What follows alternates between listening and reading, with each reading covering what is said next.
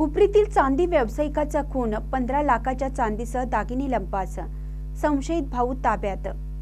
हुपरी येथील तरुण चांदी व्यावसायिक ब्रह्मनाथ सुकुमार हालुंडे वय वर्ष 31 राहणार सिल्वर झोन वसाहत हुपरी यांचा धारदार शस्त्राने वार करून निर्घुण खून केल्याची घटना रविवारी सायंकाळी त्यांच्या राहत्या घरी उघडकीस आली।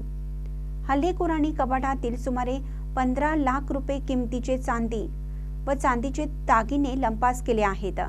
या प्रकरणी भाऊ प्रवीण सुकुमार हालुंडे याला संशयित म्हणून हुपरी पोलिसांनी ताब्यात घेतले। चांदी व्यावसायिक ब्रह्मनाथ हालुंडे हे पंचतारांकित औद्योगिक वसाहतीतील सिल्वर झोन वसाहतीमध्ये आई वडिलांसह वास्तव्यास होते। परपेटेतील सराफांच्या मागणीनुसार चांदी दागिने बनवून घेऊन पोहोच करण्याचा त्यांचा व्यवसाय होता। त्यांचे मूळ गाव जैनवाडी तालुका निपाणी असून त्यांच्या शेतातील भुईमूग काढणी सध्या सुरू आहे। त्यामुळे आई वडील शनिवारपासून तिकडे गेल्याने 2 दिवसापासून ते घरी एकटेच होते। या संधीचा गैरफायदा घेत अज्ञात हल्लेखोरांनी दुपारी घरी कोणीही नसल्याचं पाहून त्यांच्यावर धारदार शस्त्रानं 4 वर्मी घाव घालून निर्घुणपणे खून केला। हल्लेखोरांनी जाताना तिजोरीतील सुमारे 15 लाख रुपये किमतीचे चांदी व चांदीचे दागिने लंपास करीत दोन्ही खोलीतील साहित्यही अस्ताव्यस्तपणे विस्कटले।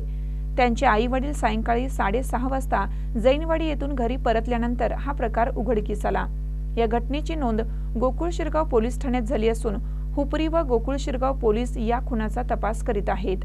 महानकर न्यूजसाठी सतीश कंगणे, हुपरी।